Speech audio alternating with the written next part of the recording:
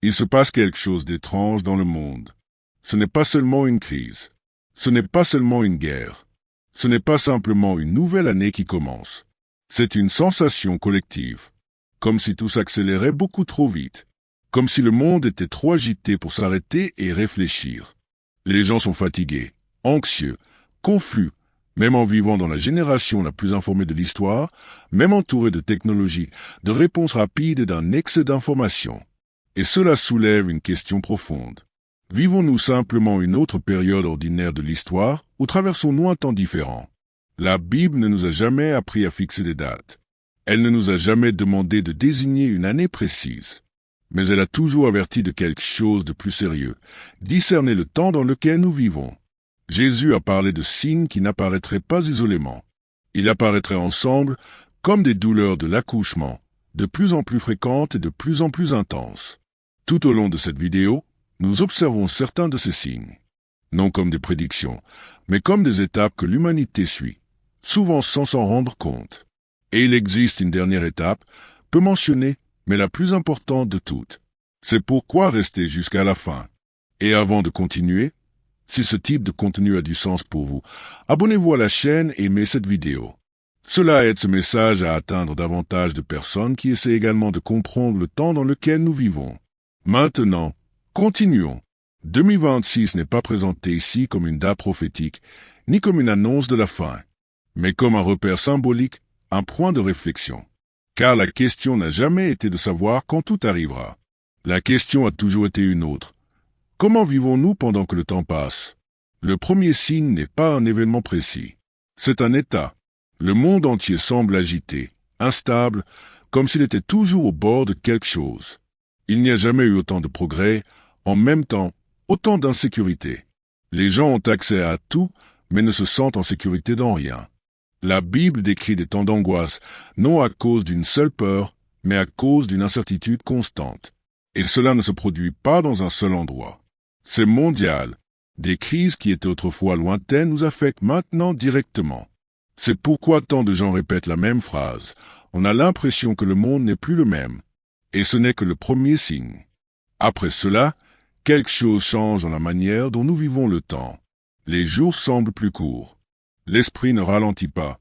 Les gens se réveillent fatigués, vivent occupés et s'endorment avec le sentiment que rien n'a été suffisant. Il n'a jamais été aussi difficile de rester en silence. La Bible parle de l'augmentation de la connaissance, mais aussi de la confusion. Trop d'informations, pas assez de réflexion. Lorsque l'esprit vit dans l'accélération, il perd la capacité de discerner. Et ce signe est dangereux parce qu'il ne fait pas peur. Il prépare l'intérieur des personnes à accepter n'importe quelle direction, tant qu'elle promet un soulagement. Le troisième signe est encore plus délicat, car il ne se produit pas à l'extérieur. Il se produit à l'intérieur des personnes. Changement de valeur, changement de comportement, changement dans la manière de penser. La Bible parle d'un temps où ce qui est juste semblerait faux et où ce qui est faux commencerait à paraître normal. Non par méchanceté explicite, mais par confusion. Il y a moins de disposition à écouter, moins d'intérêt pour ce qui est éternel et davantage d'attention portée à l'immédiat, à l'instant présent, à ce qui procure un plaisir rapide. Ce signe est silencieux. Il ne déclenche pas d'alarme, mais il éloigne peu à peu les personnes de ce qui soutient réellement l'être humain. Puis un autre signe apparaît. Les gens cessent de demander comment vivre et commencent à demander quand tout arrivera. Au cours de l'histoire, beaucoup ont tenté de fixer des dates. Tous se sont trompés.